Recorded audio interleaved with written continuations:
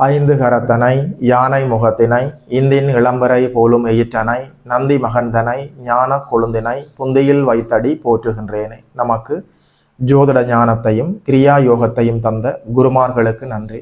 ஜோதிட சொந்தங்களுக்கு வணக்கம்.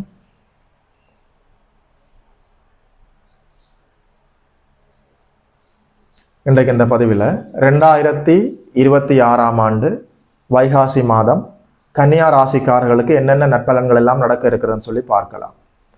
இந்த மாதத்தினுடைய கோச்சார நிலைகளை பொறுத்த வரைக்கும் கும்பத்தில் ராகு அமர்ந்திருக்கிறார், மீனத்தில் சனி பகவான் அமர்ந்திருக்கிறார், மேசத்தில் செவ்வாய் பகவான் அமர்ந்திருக்கிறார், ரிஷபத்தில் சூரியனும் புதனும் அமர்ந்திருக்கிறார்கள்.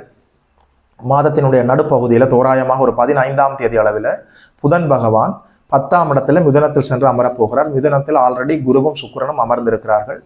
இந்த மாதத்தினுடைய பிற்பகுதியில் தோராயமாக ஒரு 19ஆம் தேதி அளவில் குரு பகவான் கடகத்தில் வந்து உச்சமடைய இருக்கிறார். 12ஆம் இடத்துல சிம்ம வீட்டில் கேது அமர்ந்திருக்கிறார். இதுதான் கோச்சார நிலைகள். இந்த கோச்சார நிலைகளை பொறுத்த வரைக்கும் அதாவது உங்களுடைய ராசிக்கு என்னென்ன நற்பலன்கள் எல்லாம் நடக்க இருக்குதுன்னு சொல்லி பார்க்கலாம். ராசிநாதன் பாக்யஸ்தானத்தில் அமர்ந்திருக்கிறார். 10ஆம் இடத்தோடு சுக்கிரனோடு பரிவர்த்தனை ஆகி இருக்கிறார். 10ஆம் இடத்துல உங்களுடைய பாக்கியாதிபதி சுக்கிர பகவான் அமர்ந்திருக்கிறார். உங்களுடைய ராசிநாதனும் ஜீவனாதிபதியுமான புதன் பகவான் 9-10 பரிவர்த்தனை ஏற்பட்டிருக்கிறது. தர்ம கர்மாதிபதி அமைப்புகள் செயல்பட போகிறது. பட்டம், பதவி, ஆளுமை, அதிகாரம், அங்கீகாரம் எல்லாம் நல்லபடியாக உங்களுக்கு கிடைக்க போகிறது. உங்கள் பெயருக்கு ஏற்பட்ட களங்கம் எல்லாமே அப்படியே விலக போகிறது. நல்லபடியாக தர்ம கர்மாதிபதி அமைப்புகள் செயல்படுகிற போது பெயர், புகழ், அந்தஸ்து, கௌரவம், மரியாதை எல்லாமே உயர்வடைவதற்கான எல்லா வாய்ப்புகளும் இருக்கிறது. நல்லபடியாக 2ஆம் அதிபதி 10ஆம் இடத்தில் சென்று பரிவர்த்தனை பெறுகிற போது தொழிலில், வேலையில், உத்தியோகத்தில், வியாபாரத்தில், விவசாயத்தில், வருமானம் தரக்கூடிய அமைப்புகளில் முன்னேற்றமாக போவதற்கான எல்லா வாய்ப்புகளும் தெளிவாக இருக்கிறது. அதாவது 2ஆம் அதிபதி தனாதிபதி 10ஆம் இடத்தில் அமர்ந்து சுகஸ்தானத்தை பார்க்கிறார். தொழிலில், வேலையில் நல்ல முன்னேற்றமாக சென்று கை நிறைய நல்ல வருமானத்தை பார்த்து நிலையான சொத்துகள் வாங்கலாம், வண்டி வாகனம் வாங்கலாம், இடம் வாங்கலாம், வீடு வாங்கலாம், வீடு கட்டலாம், உங்கள் சுக சௌகரியங்களை பார்த்து கொள்ளலாம். அதாவது நிலையான சொத்துகள் வாங்குவதற்கான எல்லா வாய்ப்புகளும் இருக்கிறது. இந்த மாதம் முழுவதும் கை நிறைய நல்ல வருமானத்தை பார்க்க போகிறீர்கள். தொழிலில், வேலையில், வியாபாரத்தில் இருந்த தடைகள் எல்லாமே அப்படியே விலக போகிறது. தொழில் முன்னேற்றம், உத்தியோக உயர்வு, சம்பள உயர்வு, மாற்றங்கள் நடக்க காத்திருக்கிறது. இடமாற்றங்கள் நிச்சயமாக நடக்கும். மாற்றங்களும் வளர்ச்சிகளும் முன்னேற்றங்களும் கண்டிப்பாக உண்டு. 10ஆம் இடம் இயல்பாக செயல்பட போகிறது. 10ஆம் அதிபதி 9ஆம் இடத்துல பாக்கியஸ்தானத்தில் இருக்கிறார். பாக்கியாதிபதி 10ஆம் இடத்தில் இருக்கிறார். தர்ம கர்மாதிபதிகள் நல்லபடியாக செயல்பட போகிறார்கள். வருமானம் அதிகரிக்கும், பெயர் புகழ் அதிகரிக்கும், தொழிலில் முன்னேற்றமாக போகலாம், நிலையான சொத்துக்களை வாங்கலாம், வண்டி வாகனம் வாங்கக்கூடிய யோகம் இருக்கிறது. நல்லபடியாக கல்வியில் முன்னேற்றமாக போகலாம். 4ஆம் இடம் என்று சொல்கிற போது உங்களுடைய கல்வியை குறிக்கக்கூடிய இடம். மாதம் முழுவதுமே சுக்கிரனுடைய பார்வையில் இருக்கிறது. உங்கள் வீட்டிலே இருக்கக்கூடிய பெரியவர்கள், பெற்றோர்களுடைய உடல் ஆரோக்கியம் மேம்படும். குறிப்பாக அம்மாவனுடைய உடல் ஆரோக்கியம் மேம்படுவதற்கான எல்லா வாய்ப்புகளும் இருக்கிறது. ஐயா, ஒருபடி நிலம் கூட வாங்க முடியவில்லை என்று கவலைப்பட்டு கொண்டிருந்தவர்கள் நல்லபடியாக நிலம் வாங்க முடியும், வீடு வாங்க முடியும், வீடு கட்ட முடியும், வண்டி வாகனம் வாங்க முடியும், ஆபரணங்கள் வாங்க முடியும். 4ஆம் இடம் சுக சௌகரியங்களை குறிக்கக்கூடிய இடம். உங்களுடைய உடல் ஆரோக்கியம் கூட நல்லபடியாக மேம்படுவதற்கான எல்லா வாய்ப்புகளும் இருக்கிறது. 8ஆம் இடத்துல 8ஆம் அதிபதி செவ்வாய் பகவான் ஆட்சி பெற்றிருக்கிறார். விபரீத ராஜயோகம் செயல்பட போகிறது. நீங்கள் எதிர்பார்க்காத இடத்திலிருந்து எதிர்பார்க்காத நன்மைகள் திடீரென்று நடப்பதற்கான வாய்ப்புகள் இருக்கிறது. அவரவர் தசாபுத்திகளின் அடிப்படையில் பாக்யஸ்தானம் வலுவாக செயல்படுகிறது, ஜீவனஸ்தானம் வலுவாக செயல்படுகிறது, ராசிநாதன் நல்ல வலுவாக இருக்கிறார், சுக்கிர பகவான் வலுவாக இருக்கிறார், சுகஸ்தானம் வலுவாக செயல்பட்டு கொண்டிருக்கிறது, விபரீத ராஜயோகம் செயல்படுகிறது. என்னதான் சனி பகவான் உங்களுக்கு கண்டகச்சனியாக செயல்பட்டு கொண்டிருந்தாலும் அவருக்கு பாபத்துவமான சேர்க்கைகள், தொடர்புகள் எதுவும் இல்லை. அவர் செவ்வாயோடு சேரவில்லை, ராகுவோடு சேரவில்லை, அமாவாசை சந்திரனோடு சேரவில்லை, குருவின் வீட்டில் சுபத்துவமாக இருக்கிறார். மாதத்தினுடைய பிற்பகுதியில் தோராயமாக ஒரு 19ஆம் தேதி அளவில் கடகத்திலே வந்து குரு உச்சமடைந்து சனியை பார்த்து சாந்தப்படுத்தி விடுவார். நிச்சயமாக இந்த கண்டகச்சனியாக இல்லாமல் நல்ல சனியாக உங்களுக்கு செயல்படுவார். என்ன இருந்தாலும் அவர் உங்களுக்கு பூர்வ புண்ணியாதிபதி, 5ஆம் அதிபதி. வரிந்து கட்டிக்கொண்டு அப்படி ஒன்றும் பெரிய கெடுதலை கன்னியா ராசிக்காரர்களுக்கு சனி பகவான் செய்வதில்லை.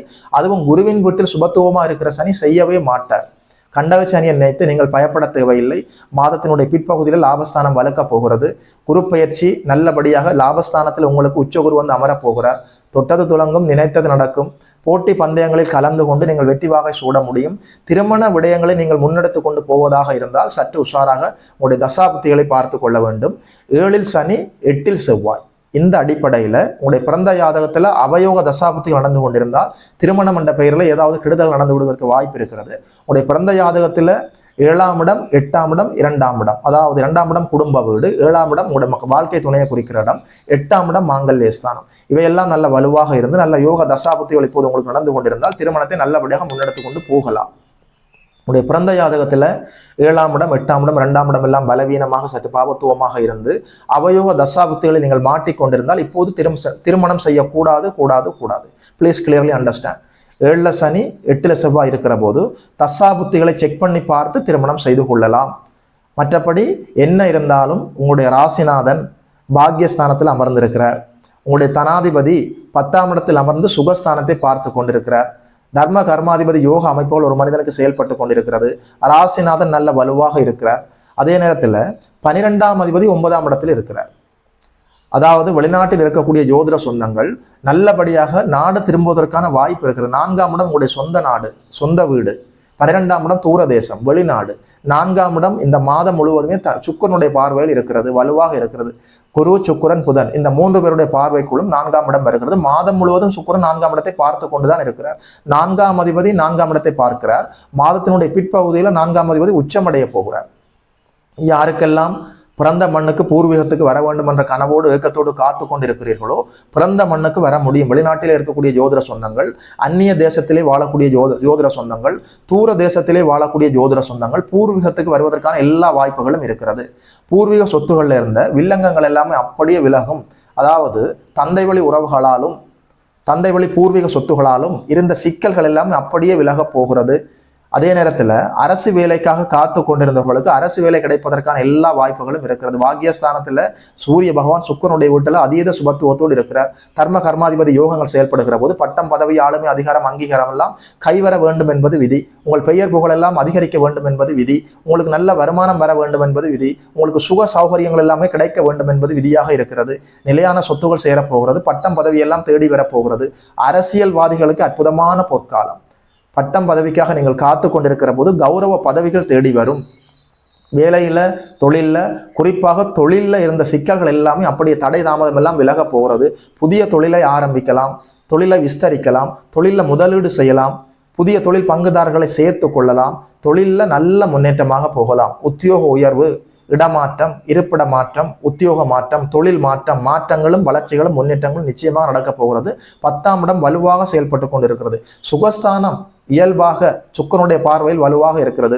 உடல் ஆரோக்கியம் மேம்படும், புத்தி கூர்மை அதிகரிக்கும், சுக சௌகரியங்கள் எல்லாம் உங்களுக்கு கிடைக்க வேண்டும் என்பது விதியாக இருக்கிறது. அப்படி ஒன்றும் கைமுறை போகாது. ராசிநாதன் வலுவாக இருக்கிறார். குரு பலம் இருக்கிறது. ஜீவனஸ்தானம் வலுவாக செயல்படுகிறது. சுகாதிபதி வலுவாக செயல்பட்டு கொண்டிருக்கிறார். பாக்யஸ்தானம் வலுவாக செயல்பட்டு கொண்டிருக்கிறது. பூர்வ புண்ணியம் வலுவாக செயல்படுகிறது. அப்படி ஒன்றும் கைமறி போகாது. என்னதான் கண்டக சனி பகவான் உங்களுக்கு இயங்கிக் கொண்டிருந்தாலும் அவர் உங்களுக்கு குருவோட வீட்டில் நல்ல சுபத்துவமாக இருக்கிறார்.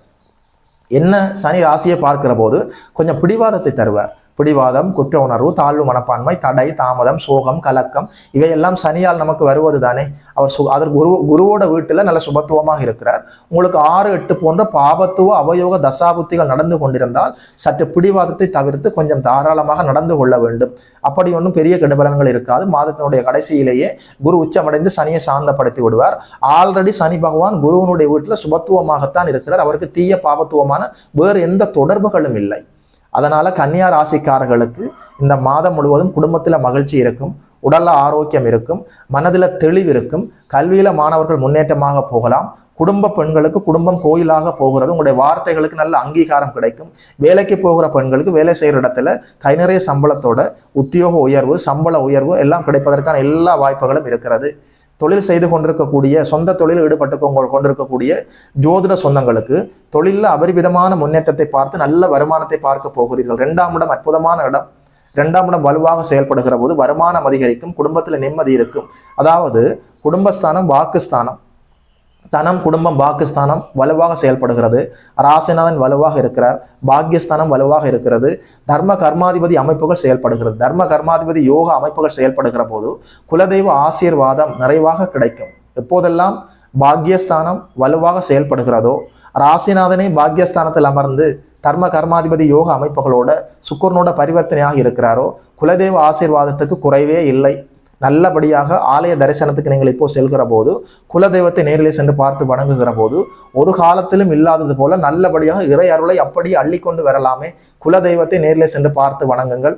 இஷ்டதெய்வ வழிபாடு, குலதெய்வ வழிபாடு இரட்டிப்பு மடங்காக உங்களுக்கு எல்லா நன்மைகளையும் தர காத்திருக்கிறது.